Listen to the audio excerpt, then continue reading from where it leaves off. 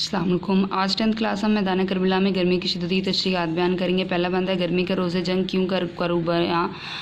डर है कि मिसले शम्मा न जलने लगे ज़ुबान वो लू के अलही ज़रबो हरारत के अलामा रन के ज़मीन तो सुरख थी जर्द आसमान अबे उन को खल्क तरसती थी खाक पर गोया हवा से आग बरसती थी खाक पर। पहले तशरीह करने से पहले आप नज़म का नाम और शायर का नाम लिखेंगे, तशरीह करेंगे। शायर जो है वो कहता है कि मैं मैदान करबला की शिद्दत को जो है वो किस तरह से, जो गर्मी की शिद्दत उसको किस तरह से बयान करूँ। मुझे इस बात का डर है कि जब ज़बान से मैदान करबला में गर्मी की शिद्दत को बयान करने लगूँ तो कहीं मेरी ज़ुबान जो है वो शम्मा की मानत न जलने लगे। आगे शायर जो है वो मज़ीद मंजर निगारी बयान करते हुए कहते हैं कि मैदान करबला में ऐसी गर्म हवाएं चल रही थी कि अल्लाह ऐसी गर्म हवा से महफूज रखे। गर्मी का शदीद आलम ऐसा था कि अल्लाह की पनाह मांगने को दिल करता है। चौथे मिसरे में शायर कहते हैं कि मैदान करबला की जो ज़मीन थी वो सूरज था उसकी शदीद तरीन तपस से सुरख हो रही थी। ज़मीन पर कदम रखना महाल था।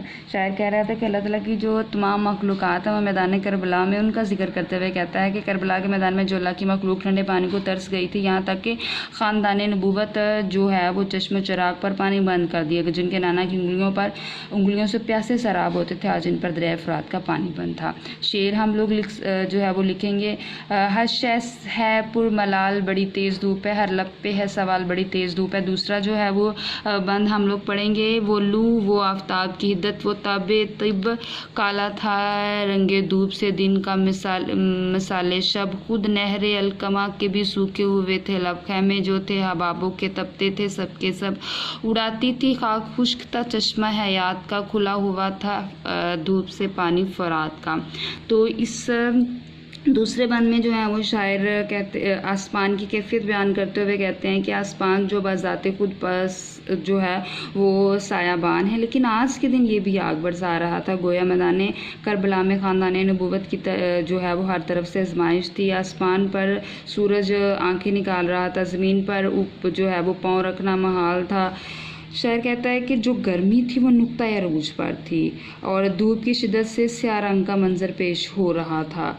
और शायर कह रहा है कि धूप की शिद्दत इस कदर थी कि दिन का रंग रात की मानंद स्याह हो गया था। मतलब ये कि धूप की शिद्दत नाकाबिले बर्दाश्त थी।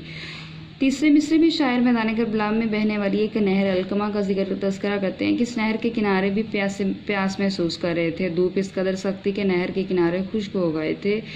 ख़ानदान नबूवत के ये अफराद अपने खैमों में ज़िंदगी करने पर मजबूर थे। वो खैमे गर्मी से तप रहे थे। इनमें मौजूद शहज़ादे और शहज़ादियाँ दीन इस्लाम की सरबुलंदी की खातिर ये सारी तकालीफ बर्दाश्त कर रही थी।